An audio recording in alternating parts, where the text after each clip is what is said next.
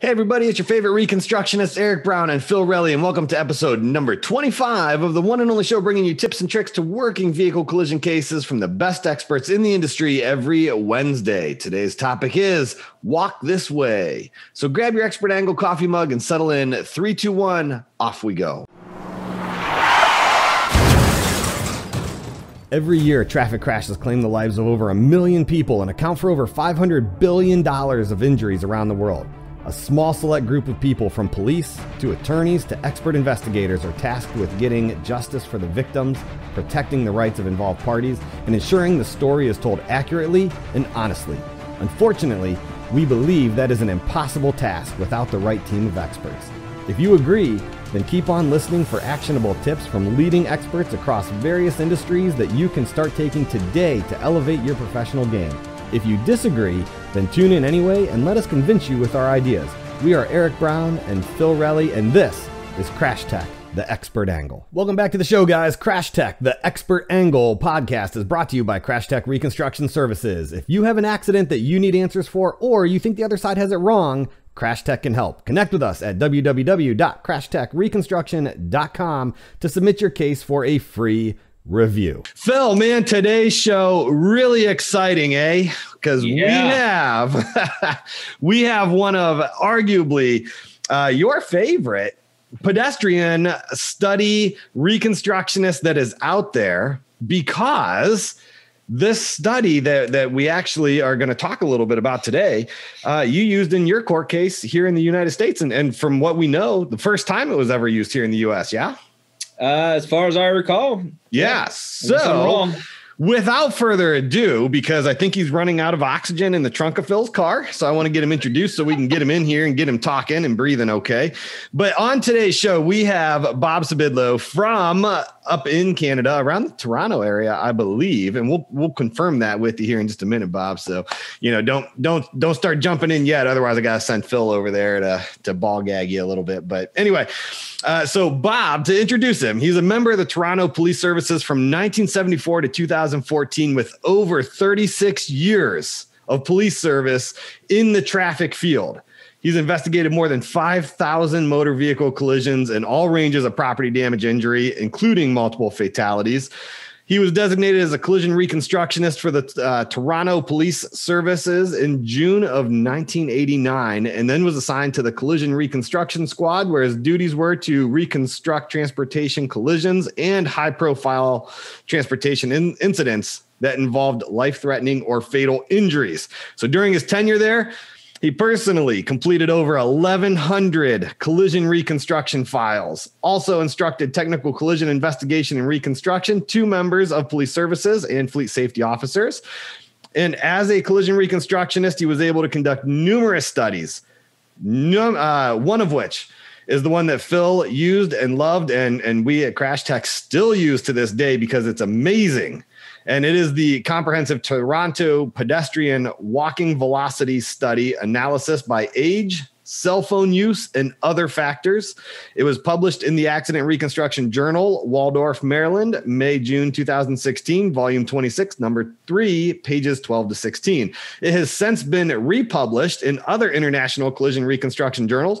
And at present, Bob works as an independent collision analysis and reconstruction consultant, and just all around good guy.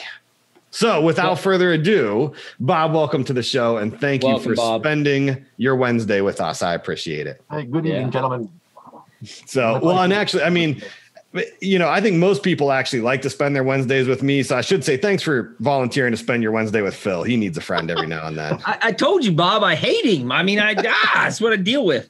Yeah. I tell you, jumping right in here, when I had a case that I was working, and, the first pedestrian walking study case that I reached for is obviously the one that was, brought out or introduced or mentioned or what have you in training. And it was the Herms Study, which is still a great study. Mm-hmm. But that study over the years, a lot of people have done other studies, and I happened to run into the article there in the ARJ. and saw that and pretty much fell out of my chair and thought, holy cow, here we go. We got something new, something better. And I'll be darned if I didn't reach out to Bob, and he took my call, and it just blossomed from there. I mean, what a good study. And I think it's a lot like other studies where some of these older studies were suited the times in which they were conducted, but we live in different times now. So we add more variables to them, and it still absolutely still relates back to the original studies. Yeah. So Bob, with completing your study, I mean, I'm guessing you have seen and used the Herms study in the past. Yes. Well, actually, the first study I ever used as a pedestrian crash was the Herms study. Okay. I did take a course with Jerry Eubanks, and him being from San Diego, he relied on the Herms study, and it sounded very good. It worked. The numbers are good. I'm not questioning the numbers. Then there's the study published by IPTM and Tony Becker's book. Yep. We've seen that one. They start comparing the numbers. There's a bit of a discrepancy in the numbers. And I always thought in the back of my head, how do our pedestrians relate to these studies? Considering that San Diego, they don't see winter. Basically it's what their winters like our spring or fall at best. And then the other study, now I forget where the heck it was done. I believe it was done somewhere in Iowa. I might be mistaken, but I just wanted to do a comparison to see how do our pedestrians fit in with the participants in those studies. Okay. And so now was your study the one that was the motivation for your paper, was that one done in Toronto? Yes. Everything that I did, it was done in Toronto while I was still working. Okay. And what I did was looked at the makeup of our streets. Okay, we use a lot of metric here, so we'll be talking a lot of meters and instead of feet. That's okay. If you want to, so for anybody listening to the show, just go to Google and go from like metric to imperial conversion and just type along as the episode progresses. And so to set a standard, I looked at the widths of our streets in the city, where they could be anywhere from 27 feet wide to, say, 100 feet wide. And averaged it all out and picked a nice round number, which became 20 meters. No problem. When you convert it, it comes out to 62 feet, which is kind of an odd number. 20 meters works perfectly. Right. And, it's weird being from America, when you realize the entire rest of the world is doing it wrong. So it's yeah, but the first time that I ever took a technical collision investigation course, it was all feet and inches. Yeah. and somewhere in the 80s, everything got switched over to metric. Whereas, Canada jumped on the metric bandwagon back in 1977. Yeah, I imagine at some point in time in the future, I think just literally you have one country left using imperial. So it's only a matter of time until they just say, what, we're just going to teach metric in school. What do you teach engineering students? It's all in metric. Look at your car parts. Try working on a car. You need a metric socket set. Yep, absolutely. So, which to me is way easier to understand than the fractions. I don't know about you, Phil, but I always prefer metrics. Well, no, it is. It's all in tens. Like, thank you. Yeah. After once I kind of set that parameter, I kind of thought, okay, we need different locations. Well, first off, you need a good flow of pedestrians. Yep. And of all ages. So what I did was I went to a group that was marking lanes for a construction project, and they donated a couple of rolls of temporary lane marking tape for my use. And then I was also able to snap through the acrylic paint that's used by utilities to mark utilities, and then set around the city marking different tracks through intersections. And people don't mind if they see a painted line on the road. They think nothing of it up here. If it's a yellow line, they think, oh, well, gas company put that down. Yep, absolutely. I might have screwed up some construction projects. I'm not too worried about that. Yeah. So your study then, I would say it pretty much is focused on it. So it is, I believe it, and correct me if I'm wrong, but so your study is for intersection crossings, correct? Yeah, crossing roadways. Okay. Mm-hmm. So I was just making, and so they were all done in inner city, because Toronto's pretty big. I mean, Toronto's a big city. Yeah, no, Toronto's 265 square miles. Yeah, it's a big city. And I mean, pretty metropolitan and stuff like that. So, I mean, but did none of these crossing speeds were done like out on a country road running from like in Phil's County, running from cornfield to cornfield? No, we don't have any cornfields. Those disappeared about 50 years ago. All right, fair enough. So I was just making sure we have the setting for the study kind of laid out there, because we did a show on, and especially then kind of verified it when Jeff Moutart came on, of that the study needs to be used in the same way that it was conducted. And so, that's why I was just making sure that, okay. This is like strictly for an urban area. Okay, gotcha. And then I drew up a spreadsheet of what I was going to cover, everything from the time of day. Well, obviously, it was a male or female. Mm-hmm. Time of day, the weather conditions, the temperature at the time. What kind of surface they were walking on. Was it wet, dry, snow covered? And I put all these into an Excel spreadsheet. And then I thought, okay, how am I going to get the ages? A lot of studies, and this kind of ticks me off, where you read a study that says the ages were guessed at by the person conducting the study. Mm-hmm. And my response to that is, if somebody is that good in guessing ages, I don't care about their law enforcement experience or not, because we do make mistakes like anybody else, then they'd be working at the state fair at the age guessing game, making more money than working in law enforcement. I was just going to say, did you ever see the movie The Jerk with Steve Martin? To get the age, I kind of thought, okay, I'll secretly time every pedestrian that walks into my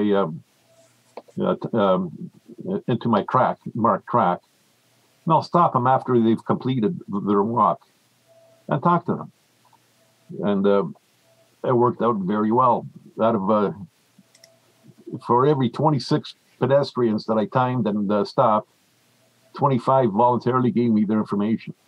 Only one out of the 26 would say, take a hike, copper. Yeah. See, and so I couldn't do that study in my city. They would run. Like 24 out of the 25 would just take off running from me as soon as I got out of my cruiser. Is that right? I stood out in the street. They're like, you kind of pretend that I was busy doing something else. So, they're walking down the street. They says, oh, yeah, we saw you standing there. Okay. So it didn't affect their walk. I tried to kind of semi-hide, but I had to have a clear line of view to where they crossed the start line and when they crossed the finish line. Yeah. So I could work my trusty old stopwatch. Now, you also included in that, Bob, one of the other things you measured was whether they were on their cell phone or not. Yes. Oh, yes. I made notes on whether they were on the cell phone. Did they have earbuds stuck in their ears? Now, with the earbuds, it could be listening to music, listening to the radio, or waiting for a phone call. Right. Their lips ain't moving, so they're not on a phone call. So, for the life of me, I don't know why they need earbuds, because it's a total distraction to a pedestrian. Yeah. And also, what did they have in their hands?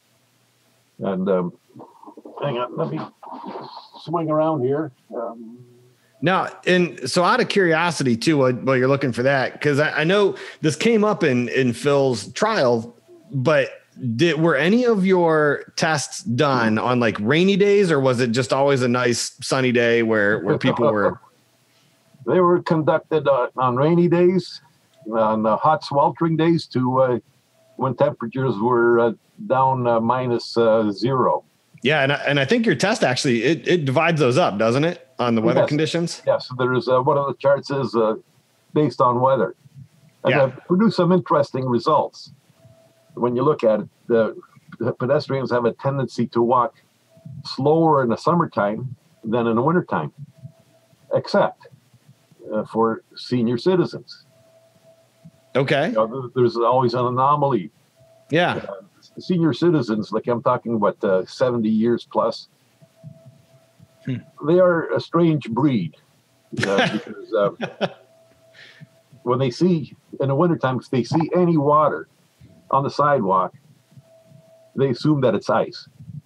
Okay. And it could be 35, 40 degrees. Oh, no, there's water there. Oh, no, that's ice to them.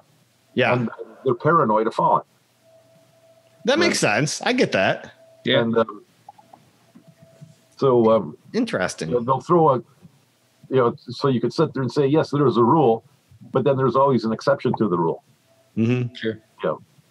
So out of curiosity then, because I think they tested it on Mythbusters, is it better to walk or run in the rain? Is it better to walk or run? Yeah. or is that still inconclusive? It might be inconclusive. No, I'd say walk. Okay. All right. Then it depends what kind of footwear you have on. Yeah. Sure. So, if you're wearing, leather-soled shoes, you might have a tendency to slip in the rain. Yeah. Ooh, now that's interesting. Did your study, did you take into account what type of footwear they're wearing? Like if a female's wearing high heels or flats or tennis shoes or anything like that? No, that was just all thrown in there. I didn't sit there and examine their feet. Yeah. That would be interesting. I think that would be interesting though for a future study though, is, I would be curious. I mean, I'd just be curious to see what kind of effect footwear has on speeds. Especially, when you're looking at the spike high heels. Yeah. And they're difficult to walk in the first place. And yeah. For life, I don't know why females would wear them, but yeah. I mean, I'm just thinking of Eric wears them. Well, yeah, but see, I'm a champ. I practice on my treadmill in them so that I can run on city streets, even with my high heels. But no, I was thinking for me in the sun, from the second the snow stops till it starts again, I pretty much wear flip flops. So, I'm on slow and low. Like I just go cruising, I'm going nowhere in a hurry when I'm wearing my flip flops. Well, one thing that's interesting and noticed is a lot of females, when they're on their way to work or on the way home from work, will take off their high heels and put on walking shoes, and they'll save their high heels for the office. Yeah. It's women are so interesting, aren't they? Like just their habits and how much. Don't go down that rabbit hole, Eric. That's why I said interesting. But no, I mean, how much thought? I mean, they think ahead for their day on stuff like that. And guys don't care.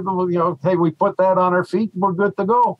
Right. Yeah. Except me. I'm weird about my shoes. What's your in your years of reconstructing and whatnot, Bob? I mean, I would assume that you also relied upon published data from around, studies from around Canada, around, the United States. I mean, kind of what's your thoughts on the published studies? I mean, as far as there's a lot of experts use them, and I guess from your experience, what's your experience with them?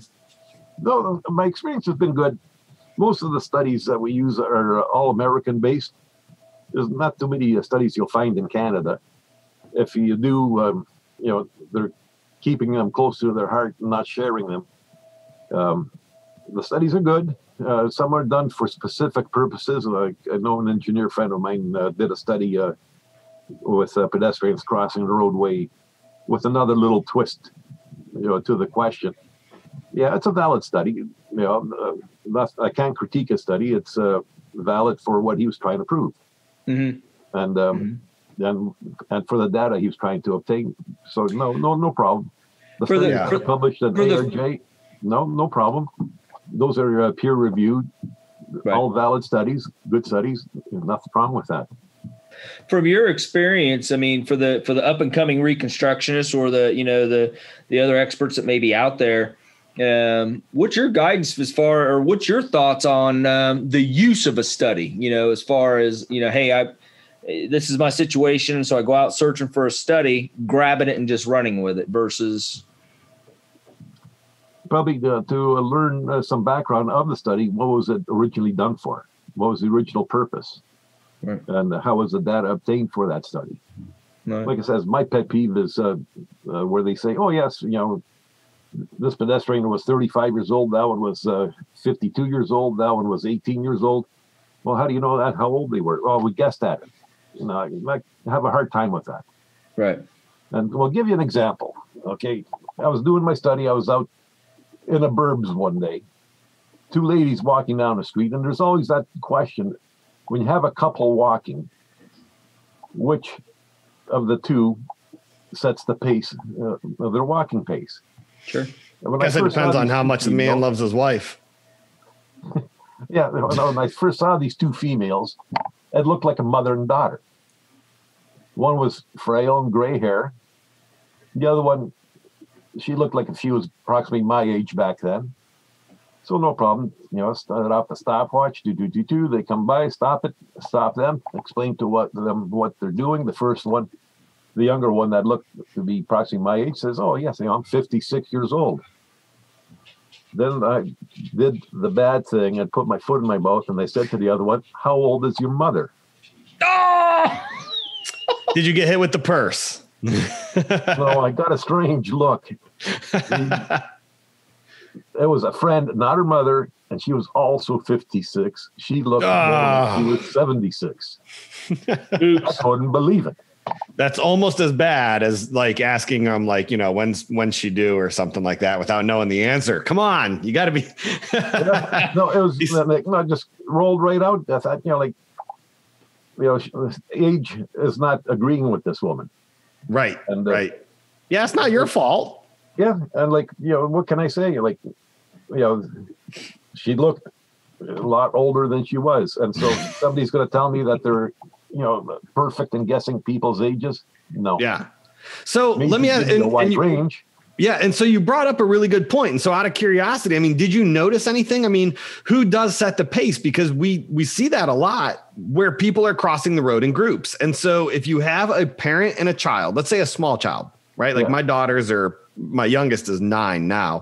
Mm-hmm. So if God forbid, me or my daughter would get run over crossing the street. And I would like to think it was me because hopefully I'd push her out of the way and just take the impact myself, yes.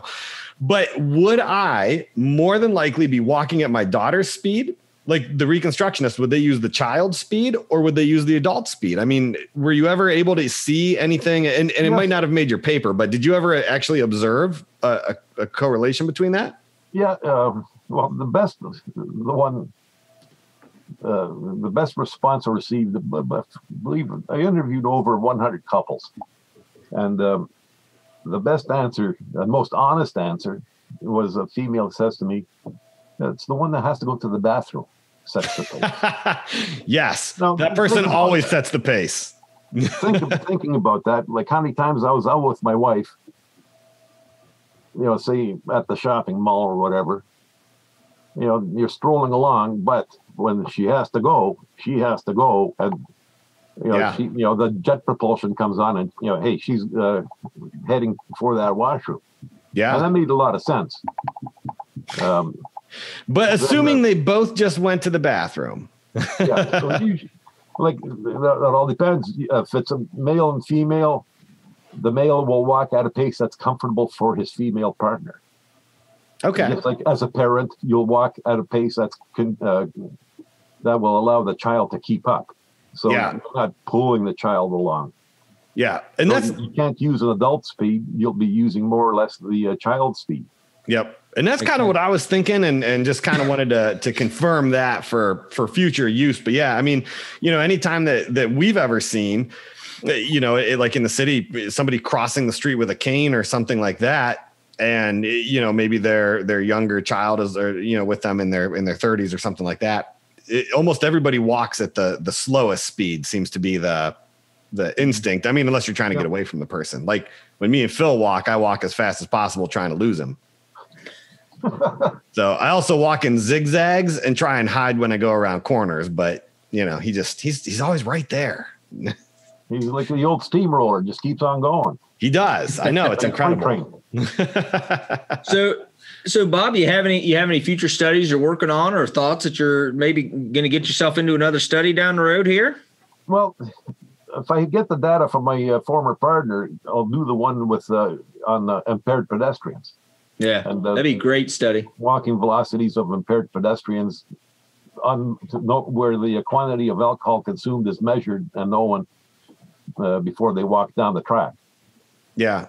So, and I know the purpose of your study was not human factors, but just out of curiosity, and I'm curious if you saw this, because this was something, and me and Phil both have a mutual friend here in Ohio. He works in the biggest department in the state. And he likes to just sit around the city and time pedestrians crossing the roads, and he's compiled just this huge database over the years of just his observations. That way he can back up the Herms study or yours or anybody else's that he uses. So he doesn't have an actual published paper, but he says, you know what, look, this is the walking speed I used, and I've confirmed it by also doing my own studies throughout the years. And I know it's accurate. But interestingly enough, so I like to do the same thing when I sit around, especially if I'm having my coffee, just time people crossing the roads. Have you noticed a big difference, though, when you get to the cell phone use in the pedestrian's ability to pay attention? Like, to me, it always seems like when they're on their cell phone, if a pedestrian's on their cell phone, not only is the walking speed a little bit different, but they're flat out not paying attention to anything. Exactly. No, that's what I found. Pedestrians and cell phones, they walk slower. Mm-hmm. They lose all ability to concentrate on anything around them.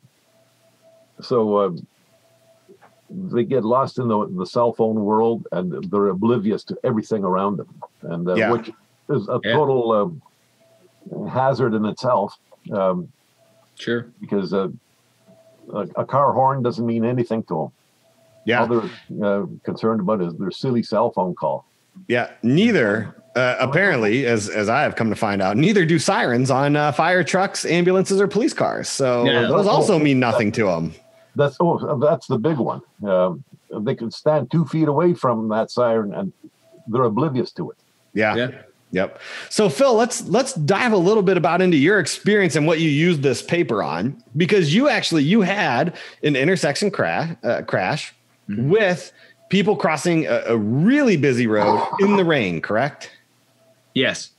And so just tell us a little bit. I mean, what was like, why'd you have to go through so much trouble of getting all these different studies? And I mean, obviously I know you, and you want to be as accurate as possible at all times, which is a good quality to have. But like, why didn't you just use a 4.7 feet per second or what, and just pick a number and run with it? Well, because I mean, obviously, the founding study, as far as what I knew from my training, was the Herms Study. And that data has been used year over year over year, and it's published. It's clips of the study are referenced in a number of different books. And then, a lot of the pedestrian books reference it in addition to their own data that they've collected. But everything seemed to keep going back to that Herms study, validate. It's almost like either the Herms study validated the new data study or the new study validated the Herm. But either way, they shared and complemented one another, I guess. Yeah. So, I use that data and then, and then plus all the reference material. But then I get the Accident Reconstruction Journal every quarter. And guys, we're going to do a selfless plug here. Yep. That one. Yeah. And speaking of a future guest to have on, Phil, just throwing that out there, that might, he might be a good one. But yeah, if you're a reconstructionist and don't have the ARJ, you need to get signed up with it. Yeah. Excellent information. And that's where I came across Bob's study, and I'm like, ooh, look at this. And so I started reading the information that's published about the study, kind of the background of it. And then the actual data that was in the study. And I'm like, holy cow. You look at the Herms study, which was 69, 70, and I think it got published in 71, presented in 72 in Washington, D.C.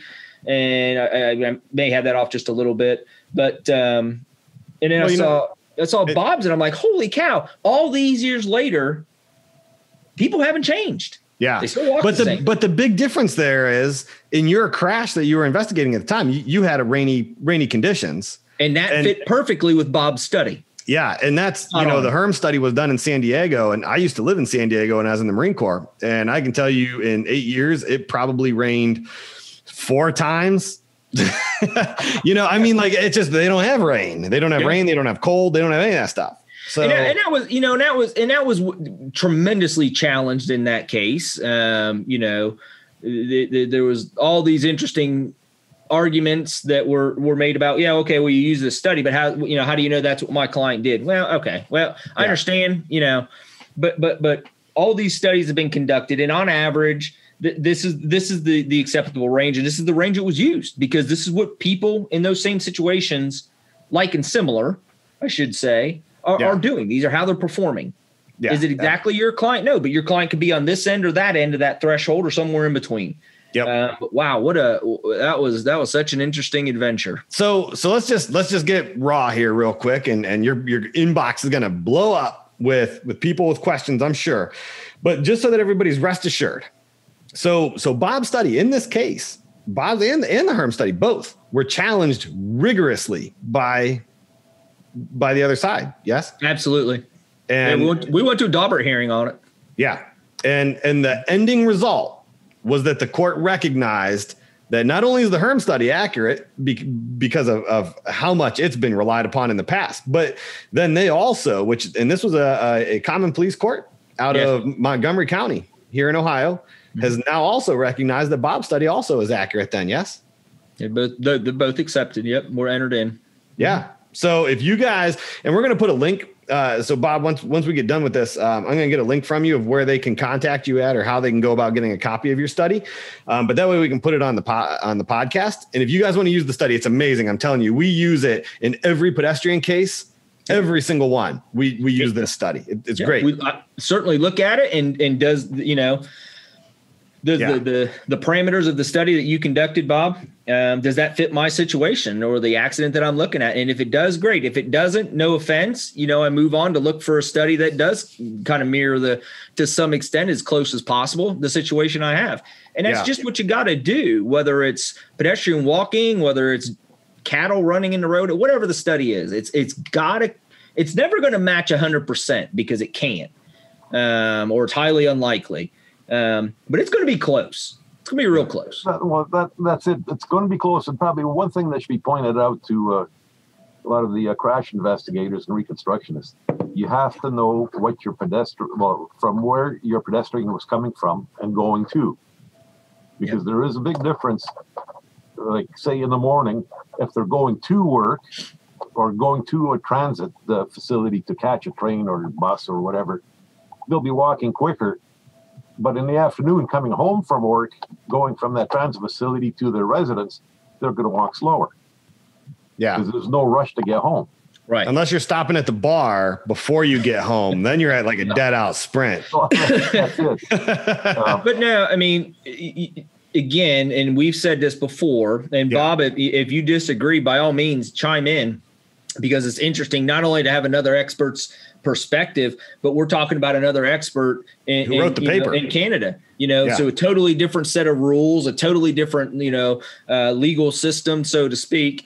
But at the end of the day, you still have to use studies that match what your situation is. And you've got to know about that study. If you don't know about anything about that study and just grab a number out of thin air, you're treading on thin ice. And these attorneys, let's just put it out there. The attorneys are smart. They're highly educated. They know this stuff. And if you put yourself out there on that limb, there might be an attorney that's going to cut that branch out from under you. Do your homework. No, there always is. There's always somebody standing around the corner. That just might have an edge on you.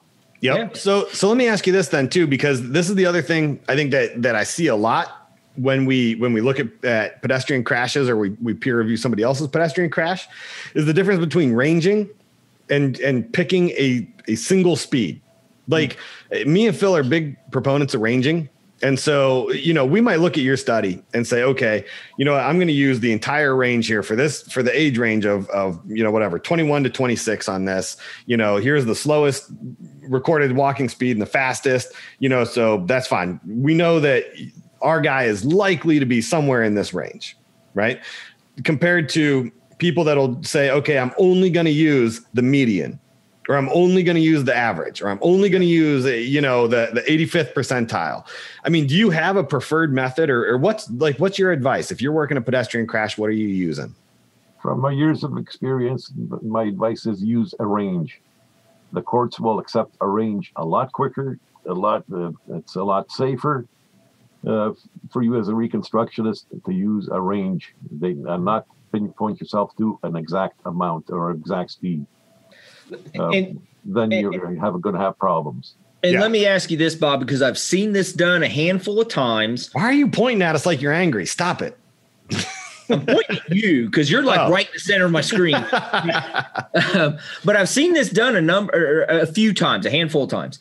And it's scary for me when I read it because I'm like, oh my gosh, I can't believe you did this. They will take the bottom, the lowest number on the scale of that study, and they'll take the highest number, and then they'll add them together and just flat out divide and develop their own average. And I'm like, what are you doing? No. Yeah, seen that one before, and it's like, oh my gosh, that does not equal the median. Yeah. So what you're saying then is don't do that. God. You would not advise that. He's gonna. Fair enough. You'll be surprised. A lot of another thing with the study is I tried to get other members in our squad, especially new members, to see how interested are they in the field of collision reconstruction. Yeah. Because they're all quick. Oh, I need this data. I need this data. Mm-hmm. But they don't get off their behinds and know where to get it, or go and collect it yourself. Yeah. Like I tell them, says, hey, go to Radio Shack and buy yourself a damn stopwatch. Yeah. And I think every phone now has a stopwatch on it. Yeah. Well, that's it. Well, hey, a lot of things I've done started that was before the age of cell phones. And right. I think some people used to refer to me as a dinosaur. So Bob, you and I were talking, I think, on the phone a couple of weeks ago, and if memory serves me correctly, didn't you indicate it's was it in Europe? Someone else has actually. I know your paper's been republished over in Europe or the UK. UK, yeah. Have they actually? Are they using it? I mean, in comparing that to the data they have there, that was kind of a short but interesting conversation we had. Yeah, no, that's a good question. I'm going to ask my contact in the UK. Who was solicited from me to get it sent up to his editor, magazine editor, and get it republished, and which I did, no problem. And now whether they use it or not, I don't know. I know I did a presentation at Rex 2016 in Florida. Yeah, and we had some nice fancy big charts, which were photographed by a lot of the European attendees, even Russians, were interested in photographing all the graphs and all that. Yeah, awesome. Take them back home. I say, I don't know how some of the other Europeans would be, but man, from being in like Italy and stuff like that, when they're all hopped up on that espresso, man, I think their walking speeds are like, woo.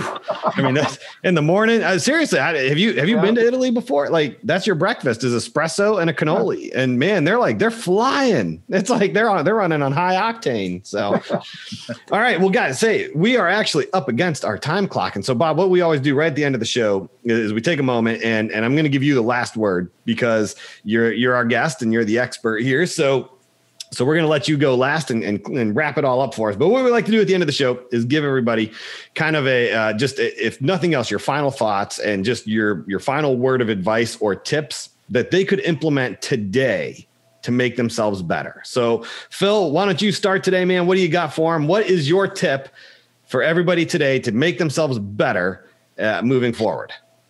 like any other crash, if you're going to use published data, don't search for one source and use that only source because it's close to fitting. Search a number of sources, look at all of the information, and see which one best applies, but give yourself plenty of options to choose from. Don't just go to one and only select one, because that may not be serving you the best purpose. Yep. Yeah. And you've got 3 really good ones. You got the Herms Study, you got Bob's study here, which again, we're going to put a link on here of where you guys can obtain that, or it's in the ARJ if you have that. And you also have the study there done by IPTM, like we said. So if nothing else, that at least gets you on your way. So those are three studies that you guys can order today, and make sure that you at least add those to your library so you guys have something to look at. So probably would like to add, Jerry Eubanks is writing another book on pedestrian collision reconstruction, and he has a copy of this study. I don't know if he's going to include it in his book or how he's going to facilitate it in his book. I don't know. Okay. You should reach out to Jerry and Mutard. He's got a copy of this study as well. Okay. It's all well received by the academics in the profession. Gotcha. Yeah. We should reach out to Jerry, see if we can get him on the show. Yeah. Yeah. Get a pre-launch of his book. Heck yeah. We can dive in for everybody. So my biggest thing is going to be, and we just talked about it, guys, if you haven't been in the habit of it today, start doing your own research to validate the studies that you're using. Okay. Like, just like all of anybody that has a VC 4000, 3000, 2000, whatever, or the ability to do skid tests, everybody here should have gone out and done their own skid tests to validate the friction that you guys are using, all your coefficients of friction. And attorneys, listen, this is important for you guys. The attorneys listening to this is stuff you need to be asking your investigators. Have you validated this on your own? Have you independently tested this information? Right? And if your investigator says no, get a new investigator.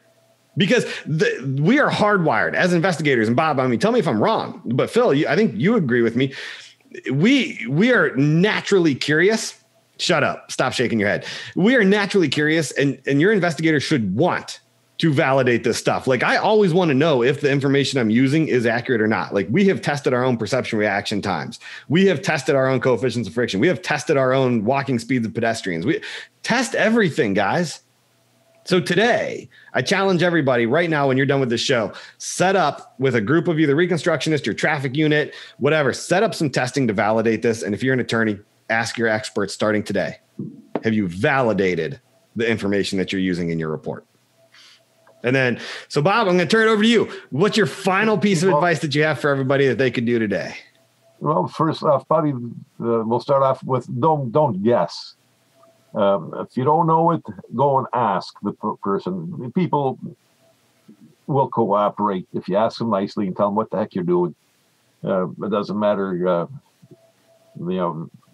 what the situation is. No, most people will cooperate because you're not digging into their personal lives. You're just looking for a number, say, if you're trying to figure out an age. People cooperate.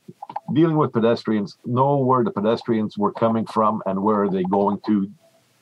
Don't just stop at, they were walking. Well, were they walking to work? Were they walking to get their lunch? That's an interesting point there, too. When people go out for lunch during work, they'll go as fast as they can, but returning back to work, they drag their heels. Okay, I can understand that. Yeah. You got it. No. Well, when you think about it, that makes a lot of sense. Okay, you were in the military. When it was lunchtime, everybody raced to the mess hall. After lunch, nobody raced back. I did. I was a stellar Marine. Pretty sure the government might have a different opinion of that. No, I don't know. Every Marine that ever come up to Canada, he says, "Where's the rest of your platoon? How are you going to take this place over?" One man. Well, everyone, that's going to wrap it up for the day. As always, jump over to Facebook and make sure you follow and join Crash Tech, the Expert Angle group. Also, if you want to leave us feedback, have an idea for a show, or would like to be on a future show, head over to crashtechangle.podbean.com and click the link on the right that says contact the show. The form will come up. Put anything that you want right in there. If you want more information on expert consulting services or training, visit us online at www.crashtechreconstruction.com. And finally, if you're a PI attorney, make sure you request to join the Crash Site Facebook group. Or if you're a defense attorney, make sure you request to join the Crash Site Defense Facebook group. Neither site contains any ads or spam. It's just a private community that brings experts from all different areas together with attorneys to collaborate or ask questions. So again, guys, thanks for tuning in. And remember, always leave your accident victims better off than you found them, because at the end of the day, everything we're doing is for them.